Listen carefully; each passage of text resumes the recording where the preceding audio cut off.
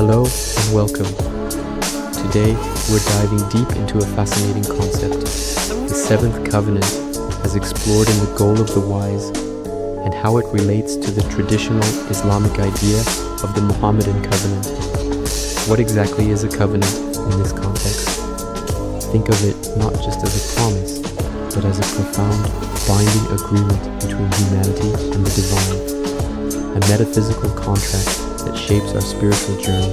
A well-known example is the Muhammadan covenant, which is tied to the primordial reality of Prophet Muhammad. Our goal today isn't to declare one truth, but to use comparative reflective thinking, placing these two powerful ideas side by side to uncover deeper meanings about our purpose and spiritual path. So, if you're ready to explore some profound spiritual concepts, let's begin. To understand the significance of a final covenant, we need to look at the lineage of covenants in Islamic tradition. It all starts with the very first one, the covenant of Adam, where all of humanity in its pre-existent state was asked by God, "Am I not your Lord?" And we all replied, "Yes, we bear witness." This established the fundamental relationship. Following this, major covenants were given to key prophets, Noah, Abraham, Moses, and Jesus, each one building upon the last, delivering guidance tailored for their time and people. These divine agreements weren't just random rules. They were designed to guide our spiritual evolution, giving us greater responsibility as humanity matured. The final prophetic covenant came with Prophet Muhammad, seen as the culmination of this chain. So, when we hear about a seventh covenant, it's naturally positioned as a grand synthesis, a final piece that ties all previous divine promises together. Now, let's explore this idea of the seventh covenant, drawing from the themes in Goal of the Wise. This isn't just another agreement in the historical sequence. It's presented as the ultimate covenant that integrates and completes all the ones that came before it. It's deeply associated with a higher level of consciousness, an intellectual and spiritual awakening.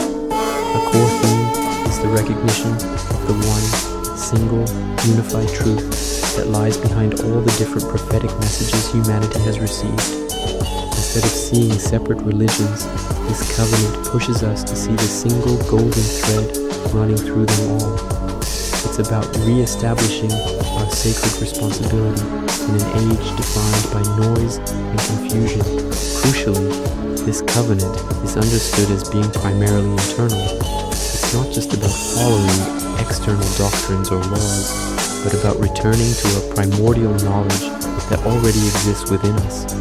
In many ways, it echoes mystical Islamic traditions that speak of reawakening the inner Muhammadan light, that spark of divine guidance that is latent in every human soul. It's a call to look inward to find the truth that has always been there, waiting to be rediscovered. So, what about the Muhammadan covenant? To understand its connection, we first need to define it. This is a concept from Islamic mysticism and theology that is truly cosmic in scale. It's seen as a pre-temporal pact, an agreement made before physical creation even began. In this pact, the souls of all future prophets acknowledge the spiritual supremacy and finality of Prophet Muhammad, accepting him as the seal of the prophets. This is linked to the famous mystical saying, "The first thing God created was the light of Muhammad." This light wasn't just a physical phenomenon, it was the spiritual essence or reality of the prophet, the blueprint for all creation and divine guidance. Therefore, this covenant frames Muhammad not just as the last prophet in a historical timeline, but as the archetypal perfect human, the very root of prophecy itself. In this view, every prophetic mission that ever existed was, in essence, a manifestation of this single, original Muhammadan light, making his covenant the ultimate source from which all other covenants flow. This is where comparative reflective thinking becomes so powerful. Let's place the seventh covenant and the Mohammedan covenant side by side and see what emerges. On one hand, both concepts strongly emphasize completion, synthesis, and the unification of all previous divine messages. They both point to a final, all-encompassing spiritual reality.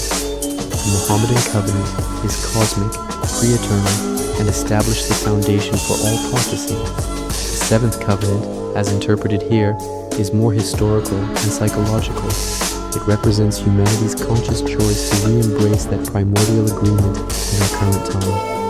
You could almost see the seventh covenant as the moment of reawakening to the truth of the original Mohammedan covenant. One is the divine source code, the other is the running of that program in the human heart and mind. The reflective insight here is profound.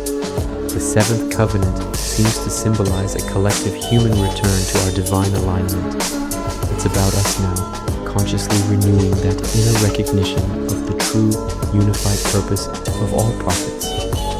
This mirrors how the Mohammedan covenant symbolizes the prophet's original alignment with the singular divine will. It's the journey back to the source.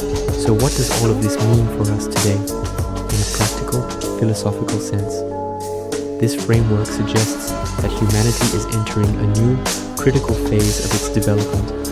This phase demands greater clarity and the ability to distinguish truth from illusion, which is harder than ever in our modern world. It calls for a revival of inner knowledge, what mystics call gnosis, rather than relying solely on external authorities or inherited dogmas. It's about activating our own spiritual intelligence. This implies a shift towards a collective spiritual responsibility. We can't just wait to be told what to believe. We are being called to actively participate in our own spiritual awakening. This perspective directly addresses the crises of our time, the widespread loss of meaning, the fragmentation of belief systems, and the deep confusion over our identity and purpose. In this light, the entire framework of covenants, from the first to the seventh, becomes more than just theology. It becomes a roadmap, a guide for restoring our spiritual coherence, both as individuals and as a collective. To bring it all together, the central idea we've explored is this. The seventh covenant, as a concept, can be seen as representing the final, conscious awakening of humanity's spiritual responsibility.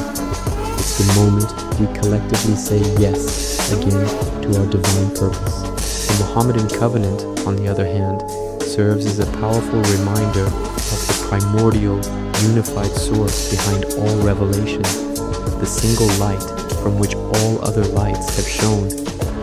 Viewed together, they offer a profound lens for understanding humanity's spiritual journey, our past, our complicated present, and our potential future. So I invite you to reflect on this personally. What does the idea of a covenant mean in your own life? In a world pulling us in a million directions, how can we realign ourselves with our deepest spiritual commitments and our own inner truth? Thank you so much for joining me on this deep dive. If these ideas resonated with you, please like, share, and subscribe for more content that explores the intersection of spirituality, philosophy, and our modern world.